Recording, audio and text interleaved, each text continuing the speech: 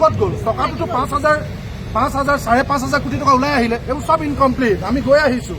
North Guwahati Chandra incomplete, Rang Mahal incomplete, Digaru 3 কোটি টকাৰ floor project, বিকল কামৰূপ মেট্ৰ', মৰিগাঁও ডিষ্ট্ৰিক্টত একখিনি আছে।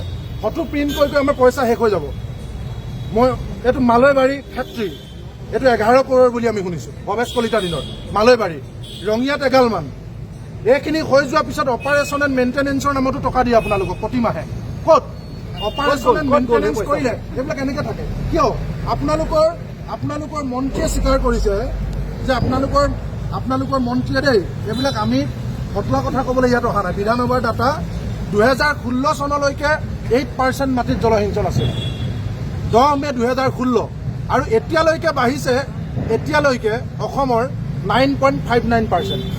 মানে যোৱা 5 বছৰত এই অফিচটোৱে আৰু দুটা মন্ত্ৰীয়ে ভৱেশ কলিতা আৰু অশোক সিংঘালে মিলি পইচা কিমান 5,350 কোটি টকাত 8ৰ পৰা 9 কৰিলে।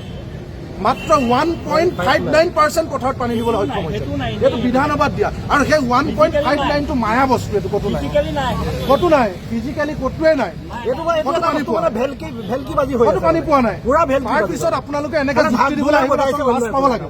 মানে আমাক দেখুৱাই দিব লাগে আপুনি যে পানী যোগান আছে বুলি কৈছে পথাৰত, কোনটো পথাৰত আছে সেইটো আমাক দেখুৱাই দিব লাগে। আমি বিচাৰি মায়ং অঞ্চলত গৈ আহিছো।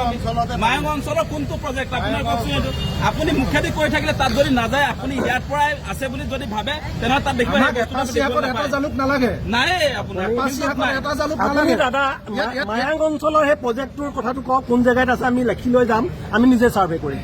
তাৰপিছত আমি আপোনালোকক ক'ম। এনে ক'লে নহ'ব দাদা, আমি চব জেগাত গৈছো আমি দাদা। আপোনালোকৰ জলসিঞ্চন কাম কৰি থাকিলে গোলাঘাটত এই অৱস্থা হয় নেকি? মেৰাপানীত এই অৱস্থা হয় নেকি? মৰিগাঁৱত এই অৱস্থা হয় নেকি? নগাঁৱত এই অৱস্থা হয় নেকি? এই অফিচাৰটোৱে এটা প্ৰজেক্টৰ কথা যে কৈ আছে, আপোনালোকক GPS কেমেৰা ফটো মাৰি দিছো, মেৰাপানী তৰাণী গোটেই গোলাঘাটত নাই। আমি আপোনালোকক দেখাইছো। আপোনালোকে কাটি আছে। আপোনালোকৰ অফিচাৰ ক'ত? আপোনালোকৰ ক'ত? মাথা তললে কৈ কথা কওক। মাথা তললে কৈ কথা কওক। মাথা তললে কৈ কথা কওক। যুক্তি দিব আহিছে। কি হ'ল? কি কথা ক'ব আহিছে আপুনি? এইখিনি ফটো লৈ অহাৰ পিছত আপুনি কি যুক্তি তেনেকে কথা কৈ আছে? আপোনালোকে ক'ব বিচাৰিছে যে আমিও নাই এই বস্তুখিনি ভুৱা নেকি? তেতিয়াহ'লে কিয় আপোনালোকে ক'ব পৰা নাই? বুকুত হাত থৈ কিয় ক'ব পৰা নাই?